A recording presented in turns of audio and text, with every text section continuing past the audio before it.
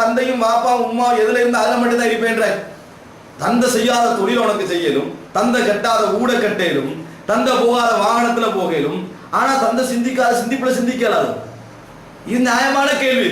அதனால அல்லாஹ் தஆலா கேக்குறான், பெற்றோர்களை ஆதாரம் காட்டினோடனே அவ்வளவுக்கான ஆபாவும் லா யஅகிலூன செய்யும் வல, அதாவது அவருடைய பெற்றோர்கள் ஒன்றுமே விளங்காதவர்களாக இருந்தாலும் பின்பற்றுவீங்களான்னு இருக்கிறாங்க. பெற்றோர்கள் ஒன்றுமே விளங்காதவர்களாக இருந்தாலும் நீங்க பின்பற்றுவீங்களான்னு அல்லாஹ் கேட்கிறான். இந்த குர்ஆனுடைய விவாத முறைக்கு தானே அது ஒரு அழகான முறை. அதாவது சிந்திச்சு நல்ல நோக்கத்தோட பேசுறவனுக்கு மட்டும் குர்ஆன் என்ன செய்யும் போகும். அதுக்காக வேண்டி நம்ம விளங்கினதுக்கு மாத்தமா விளங்கினோம்னா ஒழுங்கா சிந்திக்கலன்னு அர்த்தம் இல்ல. அது குர்ஆன் முறையை நான் சொல்ல வரேன், இயல்பாக இருக்கும். இயல்பாக சிந்திக்கிறவங்களுக்கு குர்ஆன் என்ன செய்யும், அழகான முறையில சிந்தனையை கொடுக்கும். மத்த மாதிரி திருப்பி அதை அல்லாஹ் குர்ஆன்ல சொல்ற அந்த விவாதம் கூடாது என்பதற்கு, விவாதம் கூடான வீண் விவாதங்கள் தர்க்கித்தல்கள் கூடாது என்பதற்கு அல்லாஹ் குர்ஆன்ல சொல்றான், வமா லரபு லக இல்லா ஜதலா. அவர்கள் ரசூலுல்லாஹ்களுக்கு ஒரு சின்ன ஈசா அலைஹிஸ்ஸலாம் இருக்கிறாங்க. ஈசா அலைஹிஸ்ஸலாத்தை பற்றி கேட்ட உடனே ஈசா அலைஹிஸ்ஸலாத்தை பத்தி கேட்டாங்க, ஈசாவை சேர்த்தானே என்று ஒரு விமர்சனம்.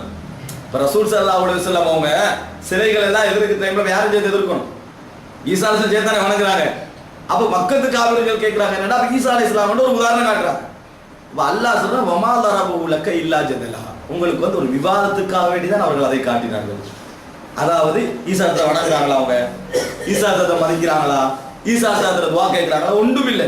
திடீர்னு எடுத்து காட்டினாங்க. அவ ஒரு விவாதத்துக்காக தான் செஞ்சாங்க, அவர்கள் காட்டினார்கள் அல்லாஹ் தஆலா சொல்றான். இப்படி குர்ஆன்ல நீங்க பாத்தீங்கன்னா எல்லா இடங்களையும் அப்படி இருக்கு. அதே போல இந்த உஹது யுத்தத்துல முஸ்லிம்கள் தோல்வி அடைஞ்சாங்க தானே, தோல்வி அடைஞ்சு வந்து மதீனா அடிக்கிற முனாஃபிக்கள் காய்ச்சிக்கிறாங்க, எங்களை மாதிரி நீங்களும் இங்க இருந்தீங்க சித்திக்க மாட்டீங்க, மௌதாயிக்க மாட்டீங்க தானே, அந்த உங்களில் உள்ள நிறைய பேர் என்னது ஷஹீதாயிக்க மாட்டேன், நாங்க சொன்னதை நீங்க கேட்டிருக்கணும். பாருங்க நாங்கள் இன்னைக்கு உயிரோடு இருக்கிற காரணம் என்ன, கேட்காம போனதால என்ன செஞ்சாங்க, போய் உயிரிழந்து விட்டார்கள் அப்படின்னு சொன்னாங்க. இதுக்கு நம்ம என்ன வழக்கம் சொல்லுவோம், அது வர வேண்டிய அப்படி நம்ம ஏதாவது விளக்கம் போட்டு நம்மகிட்ட ஒரு விவாதம் முறை கொண்டிருக்கும். குர்ஆன் வந்து ஒரு சோட்டா முடிச்சுட்டாரு. அப்படியா அல்லாஹ் தஆலா அவசரம் அப்படி தெரியுமா, அப்படின்னா நீங்க மௌத்தாகாம இருங்க. அது எவ்வளவு தூர சிந்தனை வராங்க, நீங்க மரணிக்காமல் இருந்து விடுங்கள் அப்படின்னு குர்ஆன் வசனம் இருக்கு. நல்லா யோசிச்சு பாத்தீங்கன்னா ஒரு அழகான ஒரு பதில் அது. தூர சிந்தனையோட மிச்சம் உள்ளத்துக்கு வரிஞ்சு கட்டிக்கிட்டு விவாதம் செய்யாம, இந்த வரிஞ்சு கட்டிட்டு விவாதம் செய்யறதுதான் இந்த லுதத்ன்றது, ஜிதால் என்றது. லேசா சொல்லுக்கு சரியண்டா ஏத்துக்கணும், பிள்ளைன்னு மட்டும் நான் போயிட்டீங்கன்னு ஏத்துக்கணும். இதுதான் முறை குர்ஆன் சொல்றது. அதுல அல்லாஹ் என்ன சொல்ல வரான்னா, இப்ப அவங்க என்ன சொன்னாங்க, உஹது போனதுனாலதான் மௌத்தாயினா, பாத்தீங்களா நாங்க போகாம இருந்தாலும் தப்பிட்டோம். இது வந்து அவங்க என்ன சொல்றாங்கன்னா, நாங்க வந்து எங்களுக்கு தெரியும் மௌத்து அங்க போனா வரும், இது பை சான்ஸ்ல தோல்வி அடைஞ்சிச்சு, அதை அவங்க எப்படி சொல்லணும், தோல்வி அடைஞ்சிட்டேன் அப்படின்னு விட்டுருக்கணும். இவங்களோட பேச்ச பாவல எப்படி வளர்ந்துன்னா, எங்களுக்கு தெரியும் தோல்வி வரும், அதனாலதான் நாங்க என்ன செய்தோம், வராம இருந்தோம். அப்ப அல்லாஹ் சொல்ற, உங்களுக்கு மௌத்தாம இருக்கிறது ஏன், உங்களுக்கு தெரியுதா எங்க போனா மௌத்து வரும், உங்களுக்கு தெரியும் இப்ப எங்க போனா மௌத்து வரும் தெரியும், அதான் நீங்க ஓதுக்கு வராம இருந்தீங்க, மௌத்தாகாம இருங்கன்னா நீங்க என்ன செய்ய, மௌத்தாகாம இருங்க. ஊருக்கு போனா மௌத்து வரும் தெரியும், நீங்க போகல. அப்ப தபூக்கு போனா உங்களுக்கு மௌத்து வரும் தெரியும், போக மாட்டீங்க. இந்த ஊருக்கு போனா மௌத்து வரும் தெரியும், போக மாட்டீங்க, மௌத்தாகாம இருங்க. அப்படி நீங்க எங்கேயா மௌத்தா தானே போறீங்க, அப்ப அர்த்தம் தெரியாம போயிட்டு நீங்க இன்னும் மாட்டிக் கொள்வீங்க. சில இடங்களுக்கு நீங்களும் தெரியாமல் போய் மரணிக்க வேண்டிய நிலைமை ஏற்படும் என்று இருக்க கூட என்னத்துக்காக வேண்டிங்க இப்படி சொல்றீங்க, சந்தர்ப்பத்தை பயன்படுத்தி சொல்றீங்கன்றத அல்லாஹ் ரப்பல் ஆலமீனுடைய கேள்வி. இப்ப இது மாதிரி இங்க குர்ஆன்ல நிறைய, அதாவது பேசின வார்த்தை குறிப்பா நீங்க விரும்பி பார்க்க வேண்டியது தெரியுமா, இப்ராஹிம் அலைஹிஸ்ஸலாம் தன் சமுதாயத்தோடு செய்த பேச்சுவார்த்தை. இப்ராஹிம் அலைஹிஸ்ஸலாம் தன்னுடைய பேச்சுவார்த்தைகள், சிலைகள் சம்பந்தமா அவர் கேட்ட கேள்விகள், இவைகளை பொறுத்த வரைக்கும் எங்கட விவாத சிந்தனைக்கும் அந்த விவாத சிந்தனைக்கும் நிறைய மாற்றம் இருக்கு. இதுக்கும் அந்த விவாத சிந்தனைக்கும் நிறைய மாற்றம் இருக்கு. ஆக அன்புள்ள சகோதரர், முதலாவது நம்ம இதை கவனிக்க வேண்டிய வீண் விவாதத்தை இஸ்லாம் விரும்பல. என்னன்னு சொன்னா, விவாதத்துல வந்து கூட நாங்க என்ன செய்யக்கூடாது, வழியக்கூடாது. நாங்க பார்க்கணும், முள்ளால் உள்ளவனுக்கு 1000 நோக்கம் இருக்கு, அவனை எங்களுக்கு திருப்திப்படுத்த விவாதத்துல முதல் அடிப்படை வணக்கானே. முன்னால கேட்கிறவருக்கு 1000 நோக்கம் இருக்கும், அவரை திருப்திப்படுத்தி அவர் சரிகான்ற அளவுக்கு போகணும் என்றதும் இல்லை. நாங்க என்ன எது சரியோ அதை சொல்லணும் என்ற லெவல்ல தான் இருக்கும்.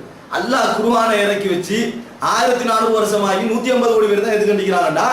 அவ்வளவு அழகான விவாதம் நடந்தும் 150 கோடி பேர் தான் ஏற்றுக்கொள்வாங்க, இன்னொரு 350 கோடி பேர் நிராகரிப்பாங்கடா.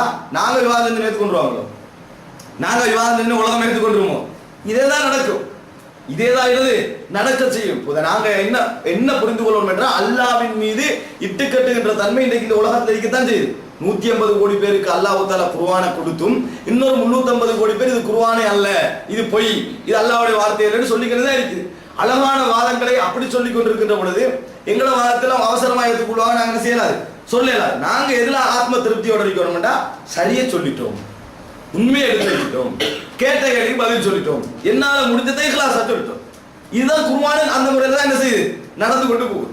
குர்ஆனும் நடந்து கொண்டே போகுது. ஒன்று.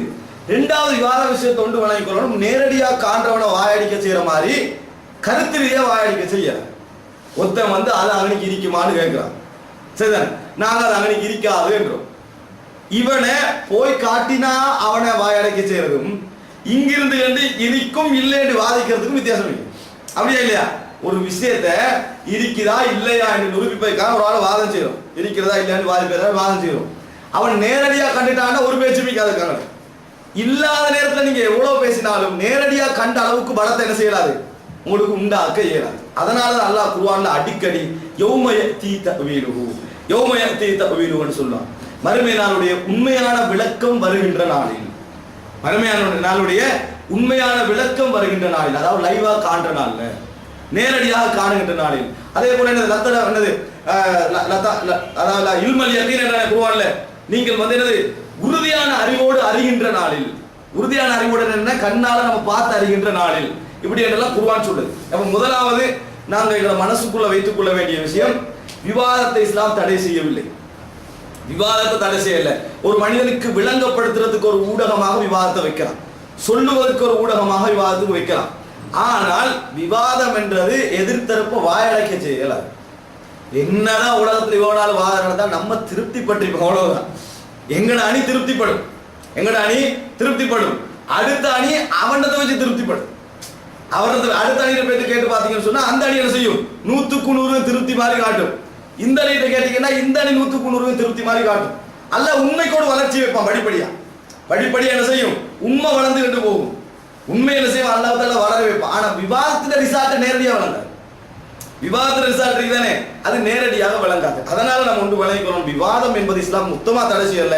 விவாதத்துல இயல்பு புடிவாதம், குறுக்கு விசாரணை, மாறி கீறி போறது, உதாரணத்துக்காக நிறைய காட்டுறது, உண்மை இல்லாத விஷயங்களை கூட பேசுறது, நிறைய விஷயங்களை நம்ம மறைச்சி நம்மளுக்கு தேவையான விஷயங்களை பேசுறது விவாதத்துல கூட வரும். அதனால அல்லாஹ் ரப்பல் ஆலமீன் என்ன செய்யறான்னு சொன்னால் இதை கூடுதலாக தடை செய்யறான். ஆனால் அப்படி நீங்கள் விவாதம் செய்வதாக இருந்தால் அழகான முறையில் விவாதம் செய்யுங்கள் அப்படின்னு அல்லாஹ் ரப்பல் ஆலமீன் குர்ஆனிலே சொல்லி காட்டுகிறான். அன்புள்ள சகோதரர்களே, எந்த குர்ஆனை நீங்க நிறைய இடத்தை பார்த்தீங்கன்னா விவாதம் என்ற சொல்லை எல்லாம் மோசமா பயன்படுத்திக்கிறான். உதாரணமா வமா யுஜாதிலு ஃபி ஆயாத்தில்லாஹ், அல்லாஹ்வுடைய வேத வசனங்கள் விவாதம் செய்வதெல்லாம் இல்லல்லதீன கஃபர், நிராகரித்தவர்களை விவாதம் செய்வார்கள் அப்படி என்றால் அல்லாஹ்வுடைய வேத வசனங்களை விவாதம் செய்வதெல்லாம் நிராகரித்தவர்கள் தான். இது வசனம் என்ன சொல்லுது?